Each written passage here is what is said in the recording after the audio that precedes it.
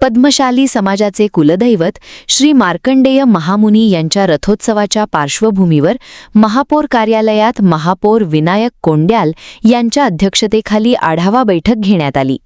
यावेळी रथोत्सवाच्या मिरवणूक मार्गावरील रस्त्यांची दुरुस्ती, खड्डे बुजविणे, अडथळे दूर करणे, झाडांच्या फांद्या छाटणे, ड्रेनेज, विद्युत, स्वच्छता व अग्निशामन व्यवस्थेबाबत चर्चा करण्यात आली। मिरवणूक मार्गाची प्रत्यक्ष पाहणी करून सर्व अडथळे तातडीने दूर करण्याच्या सूचना महापौरांनी संबंधित अधिकाऱ्यांना दिल्या। रथोत्सवाची मिरवणूक सुरक्षित, शिस्तबद्ध आणि उत्साहपूर्ण वातावरणात पार पडण्यासाठी सर्व विभागांनी समन्वयाने काम करावे असे निर्देशही त्यांनी दिले।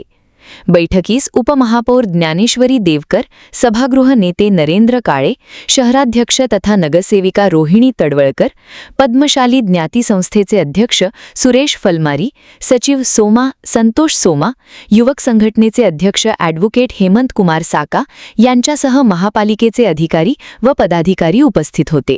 संतोष सोमा यांनी साहेब, तसेच आमचे माजी स्थायी समिती सभापती कमटम साहेब, साका साहेब, आमचे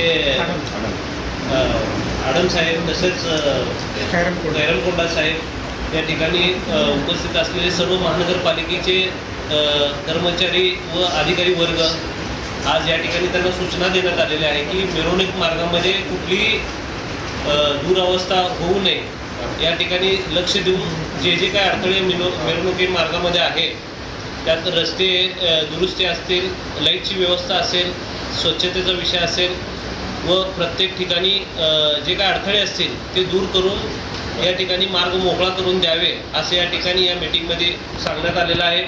आणि निश्चित महानगरपालिकेच्या वतीने आम्ही सर्व पदाधिकारी या ठिकाणी जे काही अडचणी असतील, जे काही समस्या असतील हे आम्ही दूर करू या ठिकाणी सांगू इच्छितो आणि तसे आदेश आता या सर्व अधिकाऱ्यांना देण्यात आलेले आहे। आणि सोलापूर शहरामध्ये खूप मोठ्या प्रमाणात जवळपास 2 ते 3 लाख लोक त्या ठिकाणी जमा होतात। दिवसभरात त्या ठिकाणी मार्कंडेय महामुनीचे दर्शन घेतात आणि मग नंतर मिरवणुकीला प्रारंभ होतो।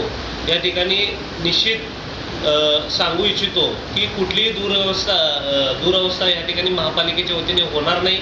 आम्ही जातीने लक्ष घालू आणि या ठिकाणी जे काही समस्या असेल ते आम्ही या ठिकाणी सोडवू असे या ठिकाणी मीटिंगमध्ये निर्णय घेण्यात आलेला आहे।